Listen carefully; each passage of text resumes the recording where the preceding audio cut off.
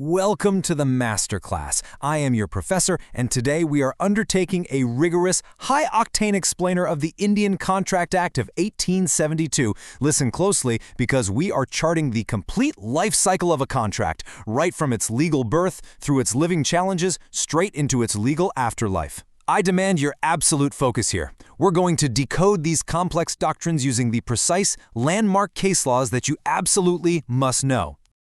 Here is our roadmap for today. 5 critical units: formation, capacity and consent, discharge, remedies, and finally, specific relief. Mark my words, you cannot afford to skip a single step here, because every single doctrine builds strictly upon the last.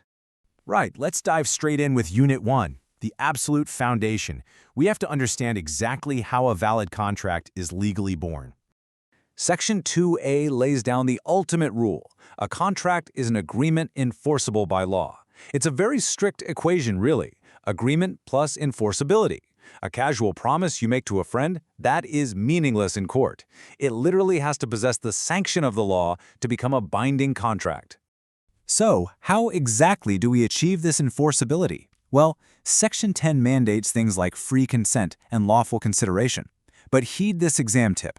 Beyond the strict letter of Section 10, never ever forget the judicially implied necessity for an intention to create legal relations. A promise to buy your friend dinner simply doesn't count. The parties must fundamentally intend to be legally bound. Let us rapidly dissect offer and acceptance through our matrix. In Carlyle v. Carbolic Smokeball, the court definitively held that for a general offer, simply performing the condition is the acceptance. No prior notice is required. Now what about Harvey v. Facey? Merely stating the lowest price for a property is just a supply of information. It's an invitation to treat, not a binding offer. Finally, Bhagwan Das v. Gurjarilal establishes a massive rule for instantaneous telephone contracts in India.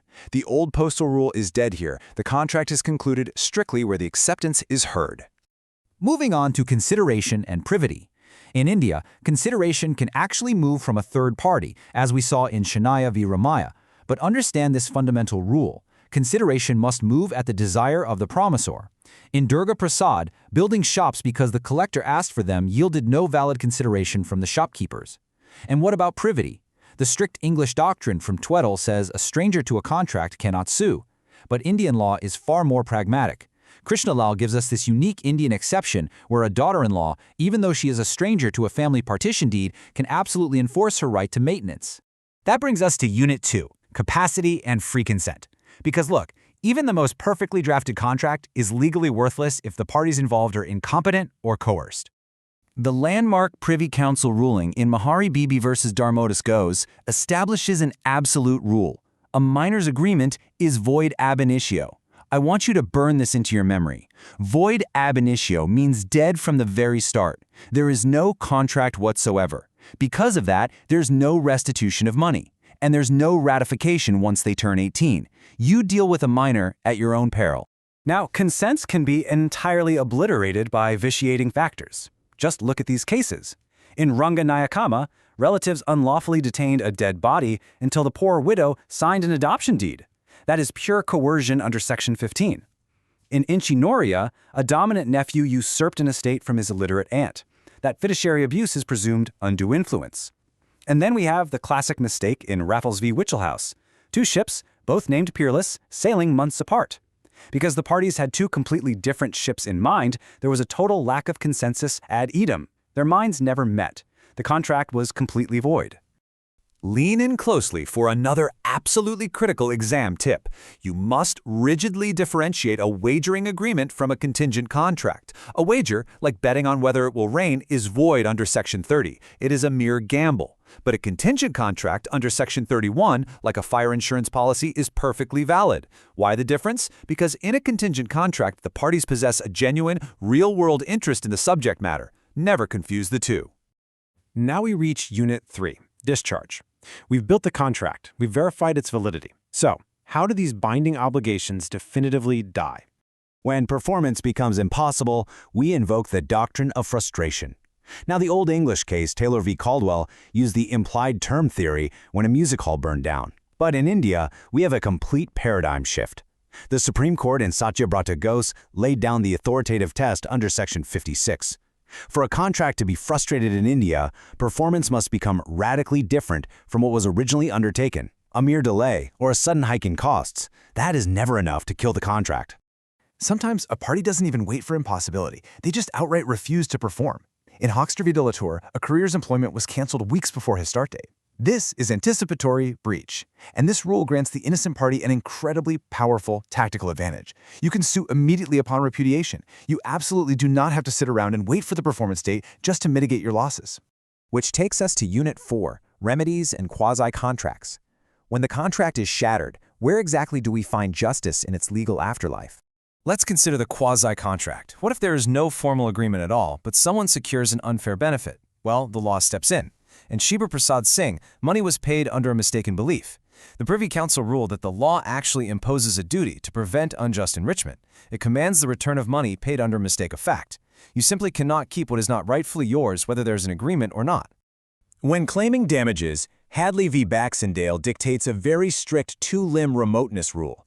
You can only recover general damages that arise naturally, or special damages, but only if the unique circumstances were communicated at the time of formation. You cannot claim wild, unforeseeable remote losses. Furthermore, Peizu v. Saunders mandates that you must rigorously mitigate your losses. Think about this. If the breaching party makes a reasonable new cash offer, you might be legally bound to accept it just to reduce the overall damage. You cannot just sit back and watch your losses multiply. Finally, Unit 5, the Specific Relief Act. Because let's be honest, sometimes mere financial damages are an insult. Sometimes, the court has to step in and force you to execute exactly what you promised.